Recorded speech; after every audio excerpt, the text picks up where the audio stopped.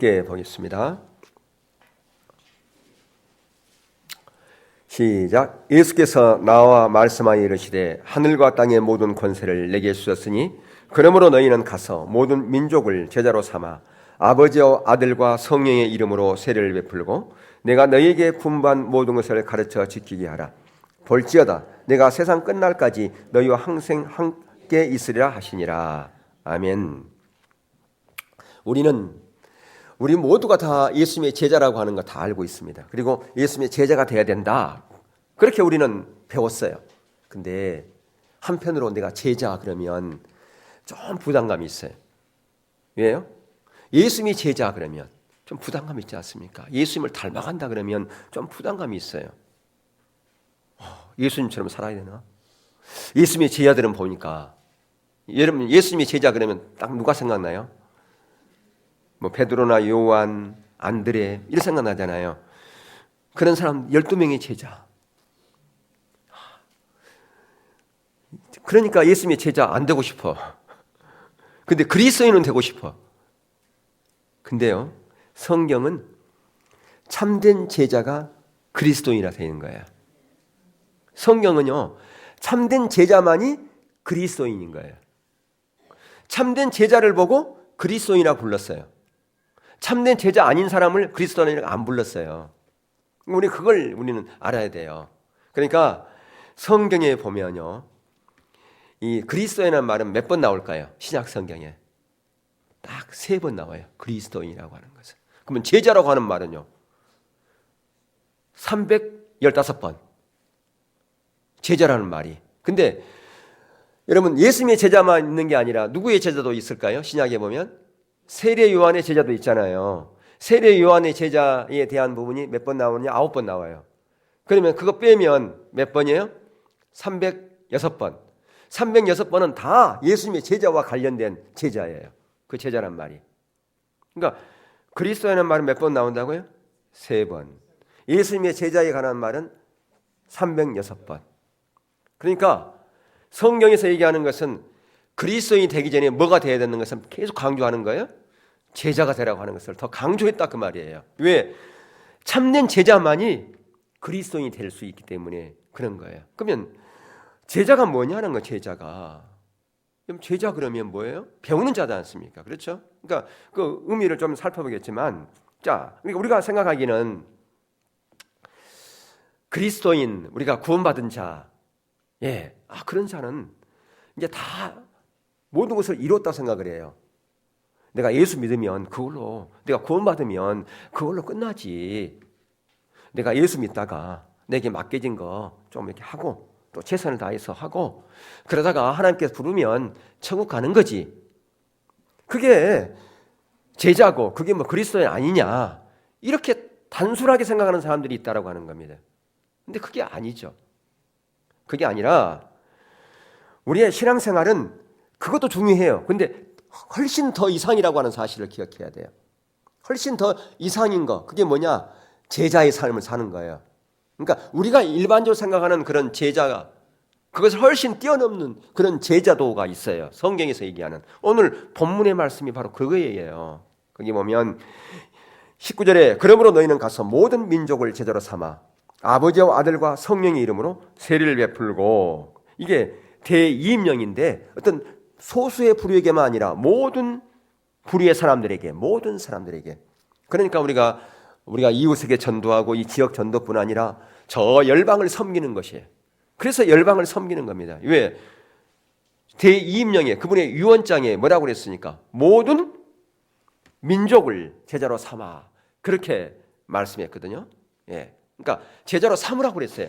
근데 제자로 우리가 다른 사람을 삼으려면 내가 제자가 안 되면 제자로 삼을 수가 없어요.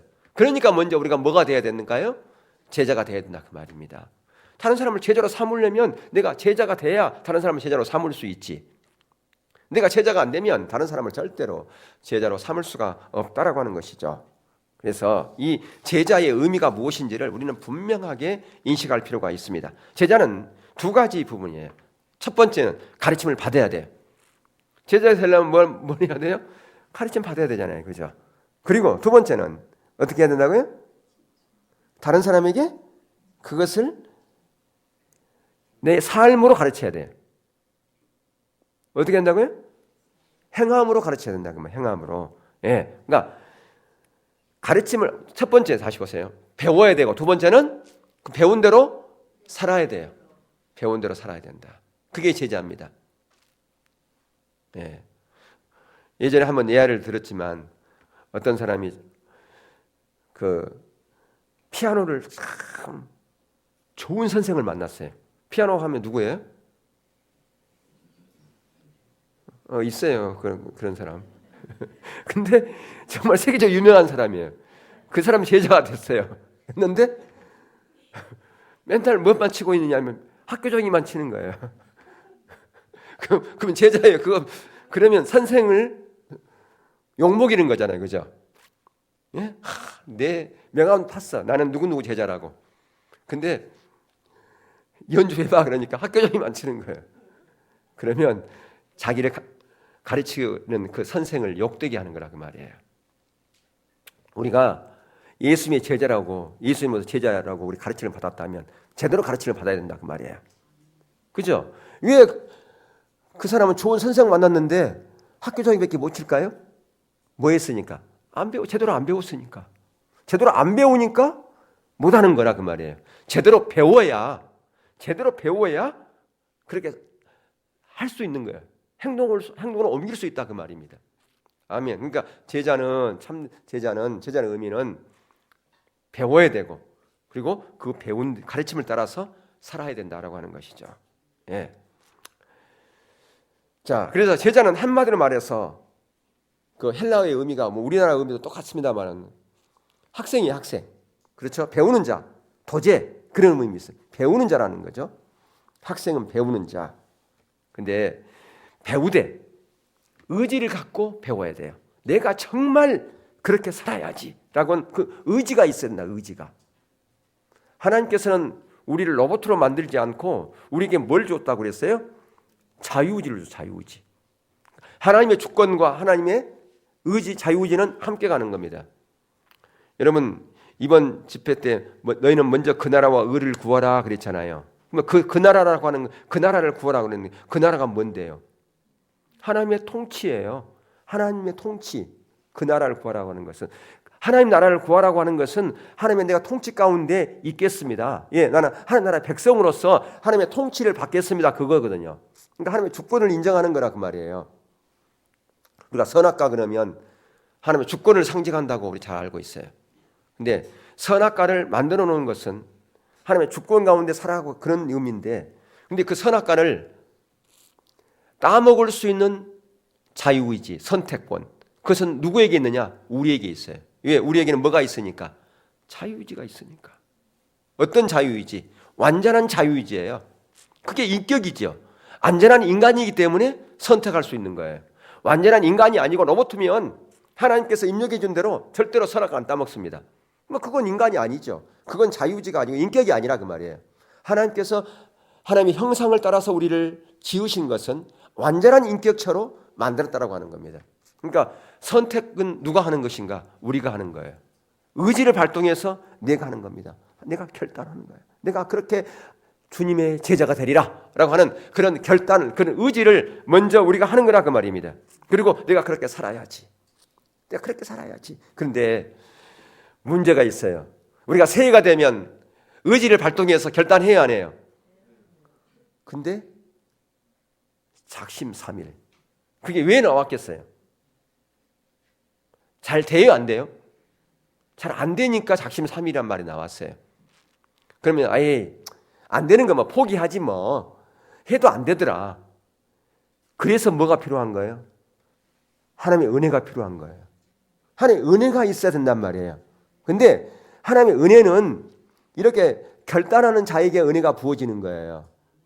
근데 이렇게 은혜가 부어져도 넘어지게 돼 있어요. 왜? 우리는 육신을 입고 있기 때문에 계속해서 하나님의 그 의지를, 그 하나님의 말씀을 붙잡고 그렇게 살아가면 좋은데 사단은 그렇게 하잖아요. 내가 결단하잖아요. 그러면 사단이 비상 걸려요. 지옥의 나라에서 비상이 걸린다니까요. 야, 저 친구 우리 밥이었는데 제가 하나님의 뜻대로 살려고 지금 결단을 했단다. 야, 비상대기조 발동해. 지금 출동한다. 그래가지고 뭘 좋아하지? 저 친구들 만나는 거 좋아해. 그 친구 누구누구 연락을 하고 그래. 전화가 딱 와. 한 번도 연락 안 했는데 전화가 오는 거예요. 그래가지고 교회 가고 어디 가려고 그랬는데 전화가 와가지고 야, 이번에 우리 스케줄 어디 간다고 그러는데 같이 안 갈래? 네 좋아하는 것도 이번에 먹고 그러는데. 그렇게 한단 말이에요. 그러니까 넘어져 버려요. 그래서 중요한 것은 계속해서 뭘 붙잡으면 주님, 그래서 십자가가 있는 거예요. 주님, 내가 의지가 약해가지고 육신이 연약해서 또 넘어졌어요. 그래서 십자가가 있는 거예요. 은혜의 보좌 앞에 주님의 십자가를 붙잡고 다시 나오라고 그렇게 담대히 나오라고 말씀하고 있잖아요. 주님, 그래서 십자가가 필요한 거예요. 날마다 주님의 십자가 앞에 엎드리는 거예요. 주님, 내가 이렇게 의지가 약했는데 그래서 주님의 십자가가 다시 내가 붙잡습니다. 주의 은혜를 구하여. 그럴 때 하나님께서 능력의 손으로 우리를 붙잡아 주시는 거예요. 이 십자가를 의지했기 때문에 십자가를 의지하는 자에게 하나님의 은혜가 지속될 수밖에 없다는 말이에요. 우리 연약하니까. 그러니까 한 번 안 된다고 해가지고 포기하지 말라는 겁니다. 그렇게 가면 그것이 더 점진적으로 자라나게 돼 있어요. 우리 신앙이 하루아침에 성인이 되는 그런 신앙으로 갑니까? 어린이도 하루아침에 어른 됩니까? 아니죠. 점진적으로 자라나게 돼 있다고 하는 겁니다. 계속해서 시행착오를 겪으면서 우리의 신앙은 자라나게 돼 있다. 그러니까 한번 안 된다고 그래가지고 포기하지 말라라고 하는 것입니다. 끝까지 도전하는 것이 필요하다라고 하는 것입니다. 그래서 우리가 사람과의 만남, 인간관계, 그 모든 것에 있어서도 주님이 지금 원하는 것이 무엇인가? 주님이 기뻐하신 것이 뭔가? 거기에 초점을 맞출 필요가 있어요. 그래서 주님이 가르친 대로 내가 행하는 거예요. 여러분 그런 말 하잖아요. 제발 FM대로 해. 그런 말은 어디서 많이 들어요? 군에 가면 그런 말 듣잖아요. FM대로 하라고. 이 FM대로 하란 말이야. 근데 그게 군에서만 쓰는 용어가 아니에요. FM대로 하라고 하는 말 있잖아요. 그 왜 FM이란 말이 뭐예요? 예? FM이 뭐예요? FM. 우리 덕현이 영어권에 살았으니까 잘 알 거예요. FM이 뭐예요? 필드 매뉴얼이 무슨 뜻이에요? 그러니까 군대를 안 갔다서 몰라. 야전 교범이 야전 교범. 그러니까 무슨 이냐? 야전에서 전쟁에서 승리하려면 야전 교범대로 하라 그 말이에요. 야전 교범대로 하면 절대 내가 피를 흘리지 않고 적과 싸워서 승리할 수 있다 그 말이에요. 우리에게 주어진 FM이 있어요. 필드 매뉴얼이 있어요. 뭡니까?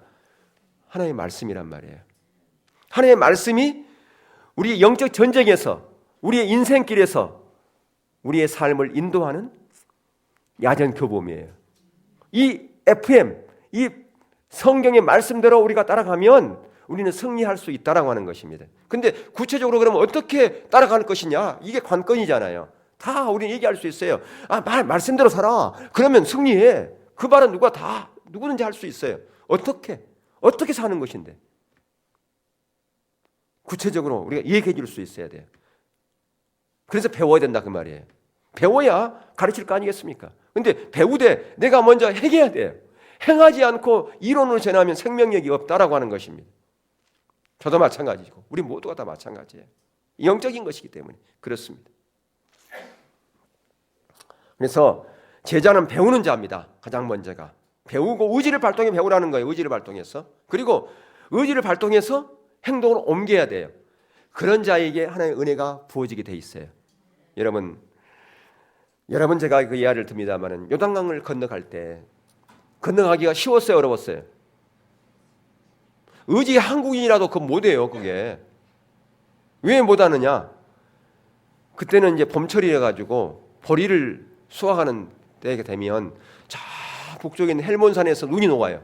그래서 요단강이 좁은 데는 폭이 우리 여기보다 안 돼요, 폭이. 근데 이제 봄이 돼서 헬몬산에 눈이 녹으면 수량이 엄청나게 이제 많아지고 범람하게 됩니다. 그리고 유속도 빨라요.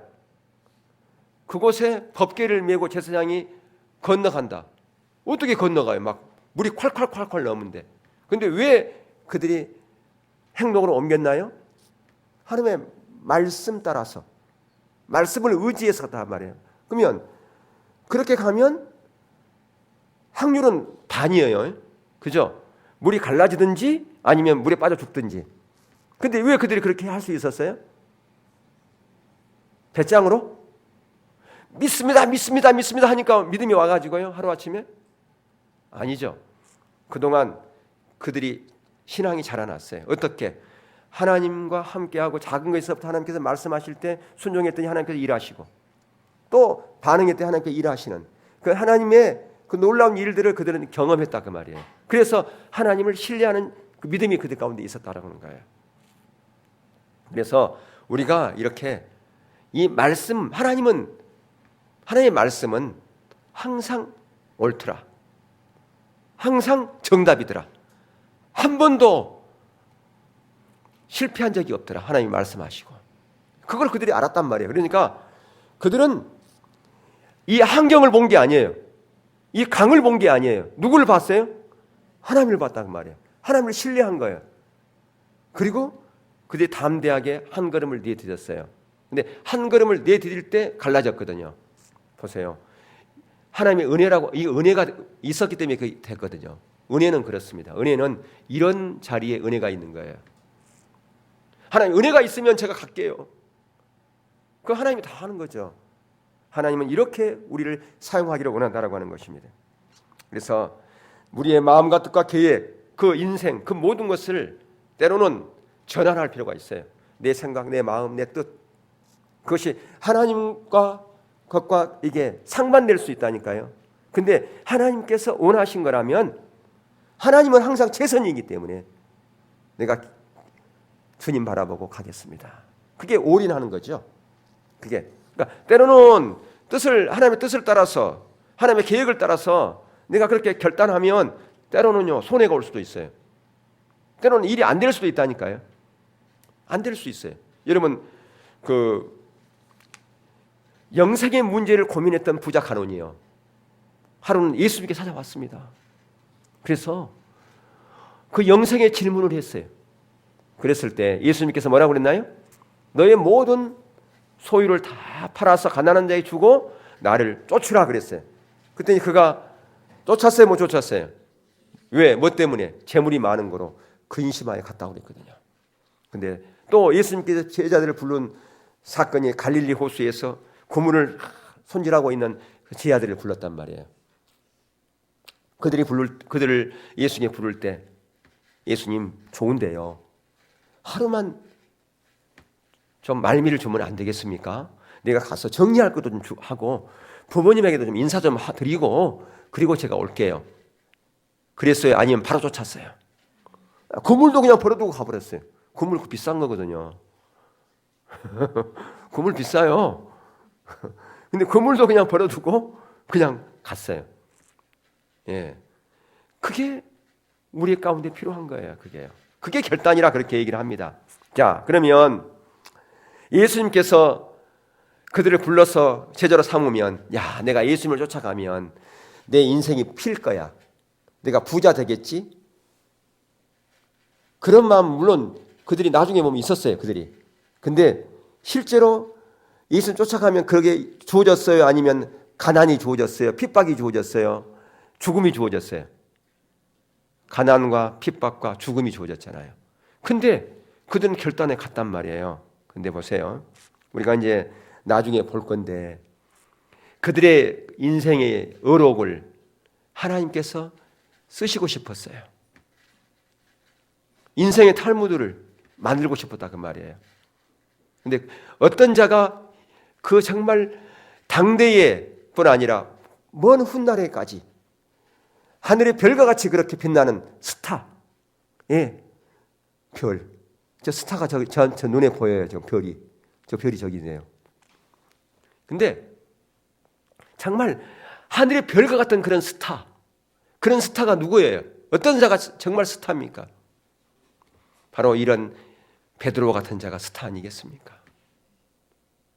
근데 때로는 핍박받고 때로는 순교당하고 그랬지만 영원히 빛나는 하늘의 별과 같은 그런 스타로 하나님께서 만들어줬단 말이에요.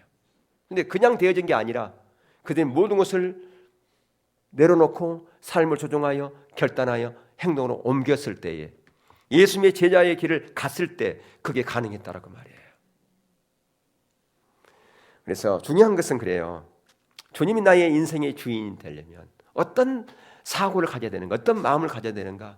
자, 빌립보서 2장 5절에서 8절 거기 보면 우리가 어떤 마음을 가져야 되는가. 예수님으로부터 우리 배워야 돼요. 그게. 한번 읽겠습니다. 시작. 너희 안에 이 마음을 품으라. 곧 그리스도 예수의 마음이니 그는 근본 하나님의 본체시나 하나님과 동등됨을 취할 것으로 여기지 아니하고 오히려 자기를 비워 종의 형체를 가지사 사람들과 같이 되셨고 사람의 모양으로 나타나사 자기를 낮추시고 죽기까지 복종하셨으니 곧 십자가에 죽으심이라. 원래 예수님은 하나님과 본체시잖아요. 근데 그 모든 것을 다 내려놓고 우리 육신의 옷을 입고 오셨을 뿐 아니라 핍박받으시고 십자가에 죽으셨어요. 예. 어떻게 그렇게 할 수 있었습니까? 자기를 비웠기 때문에 그게 가능한 거예요. 자기를 비우지 않으면, 포기하지 않으면 절대 이런 자리로 못 갑니다. 죽음의 이르기까지 순종, 그게 아무나 가능합니까? 바로 예수님께서 그런 삶을 살한 그 삶, 그게 내려놓는 거예요. 포기하는 거예요. 그럴 때 하나님께서 우리를 진정한 제자로 여기신다라고 하는 것입니다. 내가 예수 믿은 이후에도 아직도 내가 내려놓지 않는 것이 있어. 포기하지 않는 것이 있어. 여러분은 2016년 새해가 됐을 때 여러분은 결단해야 돼요. 예수님은 하나님과 본체셨는데 그 모든 것을 다 포기하고 인간의 몸으로 오셨단 말이에요. 그게 포기한 거, 자기를 비웠지 않습니까? 그래요. 내가 예수님의 제자의 길을 내가 가겠는데 내가 아직도 포기하지 않는 것이 무엇입니까? 아직도 내가 내려놓지 않는 것이 무엇입니까? 하나님께 질문하세요. 좀 내가 무엇을 내려놓기 원하십니까? 내가 뭘 포기하기 원하십니까? 비춰졌다면 결단하세요. 결단할 때 하나님의 은혜가 부어지게 돼 있다니까요. 은혜는 그런 자에게 붙는 거예요. 하나님이 원하지 않는 것 내가 포기하고 하나님의 기뻐하는 것을 내가 알고 그 자리로 가려고 하는 그런 결단하는 그런 자, 내가 정말 주님의 제자로서의 삶을 살겠습니다 라고 결단하고 그렇게 나아가는 자에게 은혜가 부어지게 돼 있어요. 여러분, 이런 은혜 받기 원하잖아요. 하나님의 생명, 하나님의 생명과 복은 같은 의미예요. 신명기 30장에 하나님께서 우리 가운데 생명과 복, 사망과 저주 이 두 가지를 뒀다고 그랬어요. 생명과 복은 하나예요. 사망과 저주는 또 하나고. 근데 우리가 뭘 선택하기를 원한다고 그랬어요? 생명과 복을. 그건 뭐냐? 하나님의 은혜를 붙잡으라 그 말이에요. 하나님의 은혜는 그냥 되어지는 것이 아니라 정말 우리가 몸부림치는 그런 결단이 없이는 하나님의 생명과 복은 우리 가운데 부어지지 않고 하나님의 은혜는 우리 가운데 부어지지가 않는다라고 하는 겁니다. 그래서 우리의 우선순위의 삶의 우선순위를 조정할 필요가 있습니다. 하나님께서 원하시는 것이 무엇인가? 하나님이 기뻐하시는 게 뭔가를 이 새해에 여러분들이 결단할 수 있기를 축복합니다. 내가 정말 그렇게 결단해서 내가 2016년 정말 예수님의 제자로서의 삶을 내가 살아가겠습니다. 여러분, 베드로 그는 내가 예수님과 함께 죽겠습니다. 그 얘기 뭐예요? 순교하겠다고 하는 거잖아요. 큰 소리 뻥뻥 쳤어요. 근데 그는 계집 종 앞에서 예수님을 3번 부인하고 저주하면서까지 부인했잖아요. 여러분, 그냥 되어지는 게 아니라는 거죠. 결단했다고 되어지는 게 아니에요. 은혜가 아니면 불가능해요. 이번 여러분들이 성탄절 때 밤에 주기철 목사님 그 영상 다 봤죠. 예, 주기철 목사님 참 대단한 분 아닙니까? 근데 그 순교의 자리로 가는 거 그게 아무나 할 수 있는 거 아니잖아요. 나중에 이제 그 소선하신 누굽니까? 여기 이제 영락교회 한경리 목사님, 그분이 신사참배 그거 고백했죠. 그분도 내가 신사참배 절대 안 하리라 그런 각오와 결단 없었겠어요? 당연히 있었을 겁니다. 근데 왜 못했을까요? 하나의 은혜가 안 보여지니까 그런 거예요. 하나님의 은혜가 있어. 주기철 목사님이 순교하는 것은 자기 의지가 강했기 때문에 아니에요. 하나님의 은혜가 있었기 때문에 가능한 거예요. 순교도 하나님의 은혜가 있을 때 가는 거예요. 그러니까 모든 게 우리의 삶 가운데 하나님의 은혜가 없이는 안 되어져요. 은혜 없이는 안 됩니다. 아무리 내가 하나님, 내 인생의 주인은 하나님입니다. 물질의 주인도 하나님입니다. 인간관계의 주인도 하나님이고요. 또 어떤 가치관, 내 인생 모든 부분에 있어서 하나님이 저의 주인입니다. 그렇게 고백한다고 해서 그게 되어진 게 아니라는 거죠. 그게 진짜 되어지려면 하나님의 은혜가 있어야 돼요. 그래서 중요한 것은 주도권을 하나님께 내어드리는 그런 자세가 필요합니다. 주도권을 하나님께 내어드리는 그런 한 해가 되기를 주님으로 축원합니다. 예. 그래서 중간지대, 우리 신앙생활은 중간지대가 없어요. 중간지대에는 어떠한 하나님의 역사도 없습니다. 차지도 더럽지도 않는 그런 신앙. 하나님께서는 내친다고 그렇게 말씀했거든요. 근데 우리가 너무나 많은 사람들이 중간지대에 머물러 있으려고 그럽니다. 참 내가 요즘 이렇게 우리 그 노예 목사님들이 카톡방에 어떤 분이 하나 뭘 올렸는데 그걸 보고 너무너무 가슴이 아팠어요. 전보는 그리스도인들. 근데 그게 제가 뭐 믿지는 않습니다만은 모르겠어요. 그만큼 많다는 얘기겠죠. 그 무당이 그러니까 점 치는 사람이 얘기하는 것 그래서 인터뷰를 올렸는데 점 보는 사람 90% 이상이 그리스도인들이래요. 근데 거기에는 목사님도 계신대요. 그래서 선교지 어디로 갈지를 보러 왔대요. 믿거나 모르겠어요. 그게 진짜 사실이 아닌지 모르겠지만 그게 왜 그럴까요? 중간지대에 머물러 있기 때문에 그런 겁니다. 우리 신앙이 중간지대에 머물러 있기 때문에 그래요. 예수님의 제자가 아니기 때문에 그렇다고 말입니다. 그러니까 중간지대에 머물러 있으면 절대 주님의 제자가 될 수 없어요. 예수님의 제자가 될 수 없다는 그 말이에요. 여러분, 예수님의 제자 그러면 부담감을 가질 필요가 없어요. 어떤 특별한 사람만이 제자가 되고 그 제자가 되면 순교당해야 되고 핍박받아야 되고 손해봐야 되고 그것만 생각하면 안 된다 그 말이에요. 여러분, 예수님은요 저와 여러분을 위해서 2000년 전에 하늘나라에서 그 하나님의 그 보좌를 비우고 이 땅에 오셨다니까요. 자기를 비웠어요. 그걸 보셔야 된다 그 말이에요. 그래서 우리가 결단할 필요가 있는데 그러면 제자가 이게 주는 특권을 우리가 보셔야 돼요. 그 특권을 알면 우리는 내려놓을 수 있어요. 포기할 수 있어요. 그 특권이 뭔가를 보면 그걸 모르기 때문에 제자로서의 특권을 모르기 때문에 우리가 주저한다니까요. 제자 되면 부담스럽고 내가 하고 싶은 거 못하고. 근데요 항상 우리 성경에서 말씀하고 하나님 말씀하고 있는 것은 역설이에요. 역설. 네가 살고자 하느냐 죽어라. 네가 부자가 되고 싶으냐 내려놔라.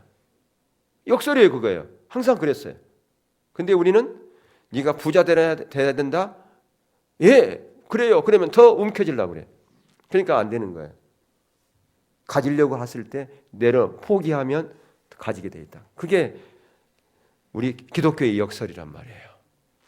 자, 우리 마태복음 우리가 읽었던 본문 18절에 20절을 다시 한번 읽어보겠습니다. 시작. 예수께서 나와 말씀하여 이르시되 땅의 모든 권세를 내게 주셨으니 그러므로 너희는 가서 모든 민족을 제자로 삼아 아버지와 아들과 성령의 이름으로 세례를 베풀고 내가 너희에게 분부한 모든 것을 가르쳐 지키게 하라. 볼지어다 내가 세상 끝날까지 너희와 항상 함께 있으리라 하시니라. 예, 세상 끝날까지 함께 있다고 없다고요? 세상 끝날까지 함께 하신대요. 그 얘기는 뭐예요? 지금도 우리와 함께 하신다는 얘기예요? 아니에요? 지금도 우리와 함께 하신다는 그 약속이지 않습니까? 그렇기 때문에 우리가 하나님께서 우리를 초청할 때 그 초청의 자리에 바로 응답하는 게 중요합니다. 부자 간원처럼 그렇게 고민하고 갈 필요가 없어요. 예. 내가 결단해 가면 하나님께서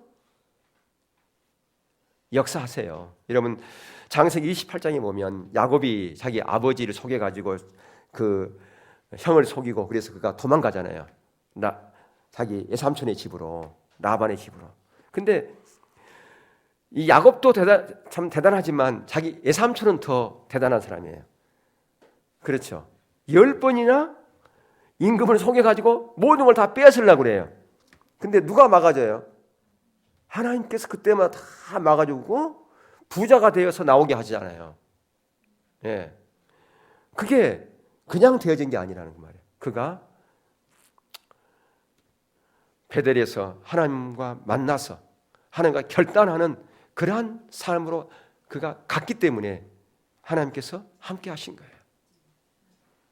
그래서 창세기 보면 4명의 주요 인물이 나와요. 우리 잘 아는 것처럼 아브라함 있죠? 이삭과 누구예요? 야곱, 요셉. 근데 창세기 50장 18절에 보면 이 모든 이들의 삶에 있어서 그 요약이 나옵니다. 요약. 그게 뭐냐?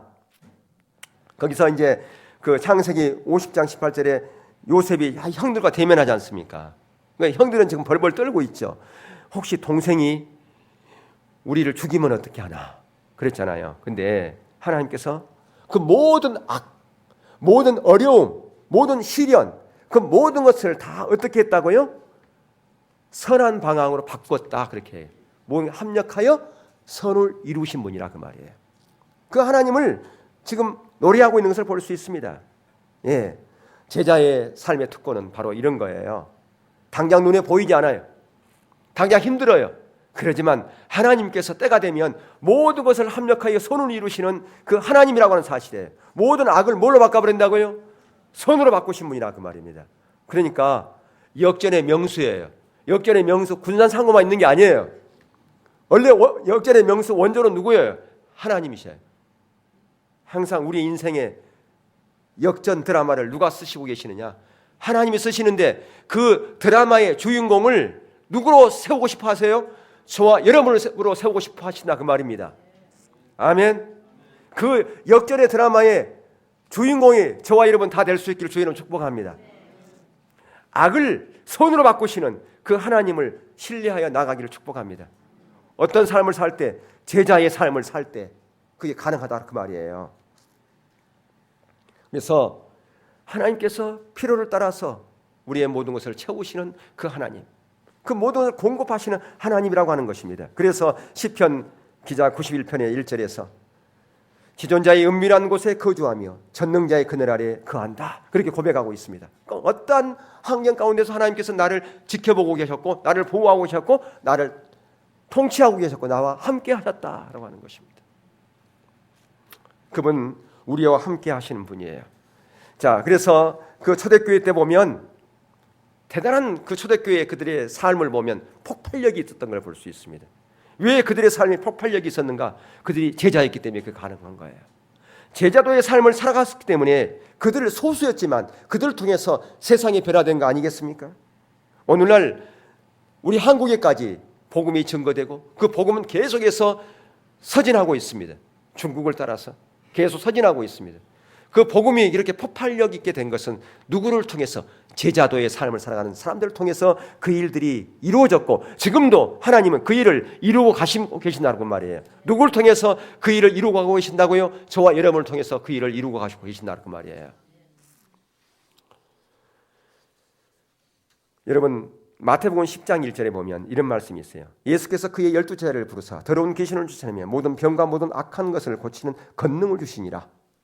우리는 이 말씀을 보면서 그래요 주님, 저에게 능력 주셔야 되지 않습니까? 내가 제자도의 삶을 살려면 바로 여기 12제자를 부르사 더러운 귀신을 쫓아내며 모든 병과 모든 악한 고치는 권능을 주었는데 이 권능을 주었으니까 이 12명은 이런 폭발력 있는 그런 제자도의 삶을 살지 않았습니까? 근데 저는 그런 능력이 없어요. 주세요. 근데요, 지금 이 때는 아직 구속의 역사가 끝나지 않은 때예요. 여러분 구속의 역사는 구속사라고, 구속의 역사, 구속사라면 얘기해 보세요. 예수님의 십자가의 죽으심, 그 다음에 뭐예요? 부활, 승천, 그 다음에 뭐 하나 또 있어. 그 구속사 아니에요 그건. 예, 성령의 강림, 마가다락방에 성령의 강림, 이게 구속의 역사라 그 말이에요. 자, 우리는 그래서 구속의 역사의 드라마를 지금 주인공이 되려는 것은 뭐냐면 예수님께서 십자가에 죽으시고 부활하시고 승천하시고 우리 가운데 뭘 부어줬어요? 성령을 믿는 자들에게. 그러니까 12 제자들이 좋았겠다. 예수님께서 이런 능력을 주었고 우리도 받았단 말이에요. 이미. 아멘. 받았단 말이에요. 그래서 우리는 그 주신 그 능력을 가지고 나아가야 된다 그 말이에요. 예. 그래서 우리가 이번 집회 때도 그런 부분이 잠깐 나왔지만 마태복음 6장 33절에 너희는 먼저 그 나라와 그 의를 구하라. 그리하면 우리는 여기만 초점이 있어요. 그리하면 이 모든 것을 너희에게 더하시리라.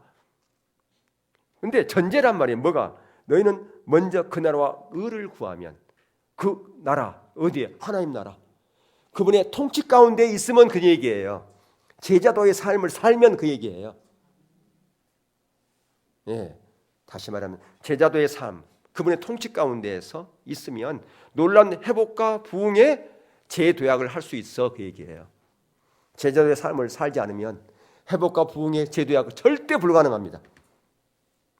거기서 우리가 그분의 나라의 백성으로서 그분의 통치를 받고 그다음에 뭐예요? 의를 구하라 그랬죠. 의를.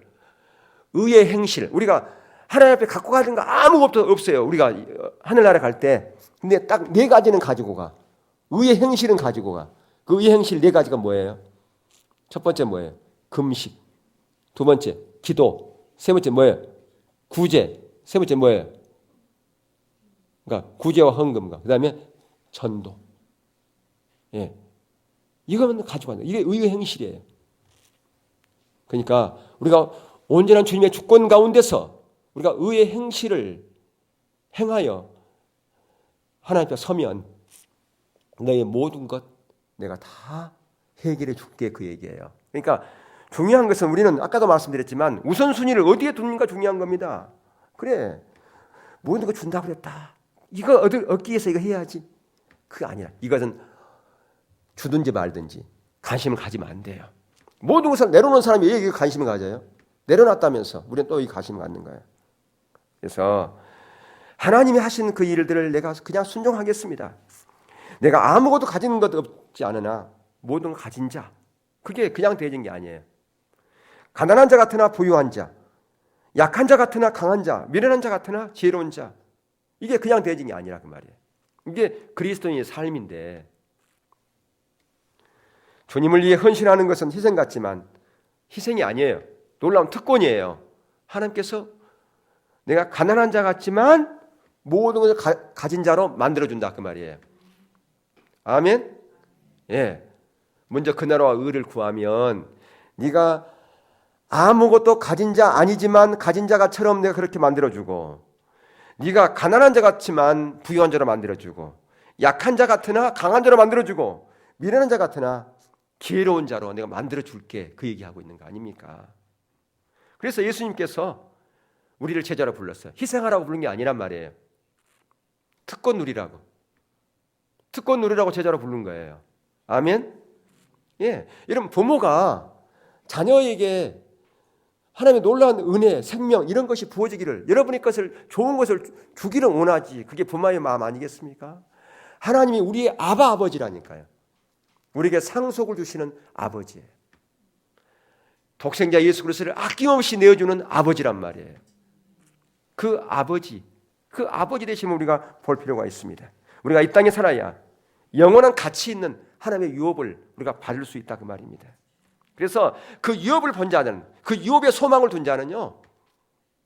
이 땅에서 때로는 재물도 포기하고요. 그래서 가난을 선택한 사람이 있어요. 어떤 사람은 권세 이것도 포기하고 권세 다 내려놓고 그것도 포기한 사람이 있다 그 말입니다. 고난을 또 선택한 사람도 있어요. 왜? 하나님의 놀라운 위협을 보았기 때문에. 바보처럼 살아 바보처럼. 뭐 노래에 바보처럼 살아 그런 게 있는데 그런 바보 말고 누가 보기에 참 바보 같아. 야, 당신 너는 왜 그렇게 살아? 근데 그 사람은 기쁜 거예요. 그게 즐거운 거예요. 예, 하나님의 은혜가 있으니까. 예, 사람들이 보기에는 바보처럼 살고 사람들 보기에는 참 불쌍해. 근데 본인은 기쁜 거예요. 왜? 하나님의 은혜가 있기 때문에 그런 거예요. 다른 사람이 많이 가졌다고 그래가지고 그게 행복할 것 같지만 그게 행복이 아니라 그 말이에요. 진정한 행복은 뭡니까? 주님이 나에게 은혜로 함께할 때, 그게 행복이에요. 오늘 본문의 말씀, 영원히 함께 하신다고 말씀 아니냐? 그게 행복 아니겠어요? 하나님이 나와 영원히 함께 하신다. 그게 복된 자죠. 그것만큼 축복이 어디 있겠습니까? 하나님이 나와 함께 하면 나의 필요 공급해요, 안 해요? 공급하지요. 어린애가 아빠하고 같이 가. 배고프다고 그래. 그러면 사줘, 안 사줘요? 부모가 같이 가는데 그러면 이 어린아이가 점심 먹었어. 저녁을 걱정해야 안 해요? 부모하고 있으면 걱정 안 하죠. 부모가 있으니까 걱정 안 한단 말이에요. 필요를, 또는 내가 좀 어디로 갈지 잘 몰라. 길을 잘 몰라. 걱정할 필요가 없어. 누가 있으니까? 부모가 있으니까. 부모가 길잡이가 되어주잖아요. 내가 지혜가 필요할 때 지혜자가 되어주잖아요. 부모가 함께 있으니까. 근데 나와 영원히 함께 하신대. 그럼 뭐가 걱정이겠냐 그 말이죠. 하나님은 하나님의 역사 속에서 구속사적인 계획을 가지고 계세요. 구속사적인. 그 얘기 뭐냐 하면 하나님께서는 그 시대마다 하나님의 놀라운 계획을 갖고 계신다 그 말이에요. 하나님의 뜻을 이루려고. 그렇죠? 그러니까 2000년 전에는 하나님의 계획은 뭐였어요? 모든 인류가 구원받는 것이 하나님의 구속사였어요. 모세 시대에는 이스라엘을 출애굽하는 것이 그분의 구속사였다 그 말이에요. 근데 그 하나님의 구속사역을 이룰 때 누구를 사용하던가요? 천사예요, 사람이에요? 사람이잖아요. 모세 시대에는 모세를 썼잖아요. 예수님 시대에는 제자들을 사용했고 12제자들. 오늘날은 누구를 사용하겠습니까? 저와 여러분을 사용하는 거 아닙니까? 저와 여러분을 사용하기 때문에 가장 먼저 뭐가 돼야 돼요? 제자가 돼야 된다 그 말이에요.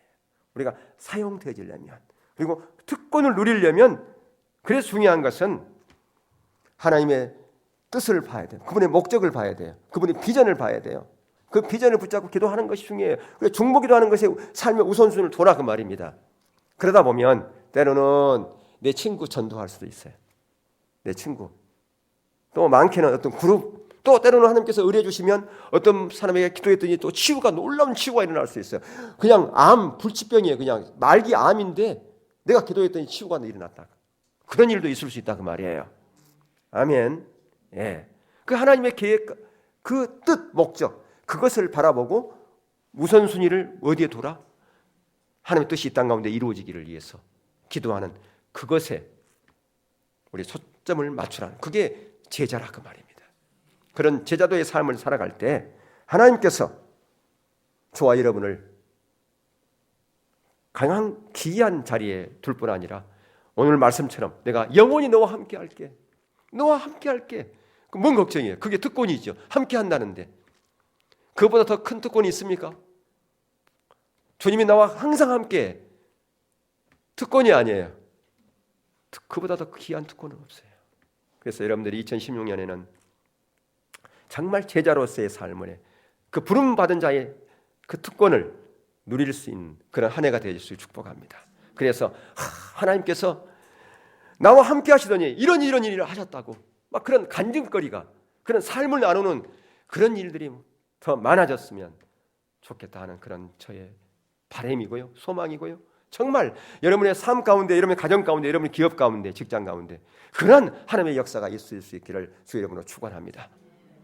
자, 우리 반주해 주시고요.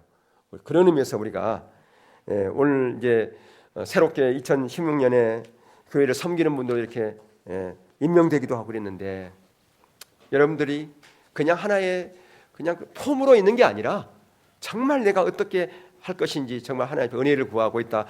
이혼에 모일 때도 같이 나누고 그렇게 하고요.